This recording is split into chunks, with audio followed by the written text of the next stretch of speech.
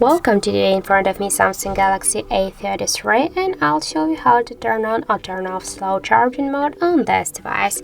So first you should go into the settings application and then scroll down to the battery and device care section. After that, just click here to the battery section and here tap to the more battery settings. Now here you can see that we got turned off the fast charging. That means that we got activated the slow charging mode, and if you want to turn off slow charging, you should activate the fast charging. So just to do that, you should click here once on the switcher, and to turn it off, just click once again on the switcher, and that's it. So thank you for watching, and if you find this video helpful, don't forget to leave a like, comment and to subscribe our channel.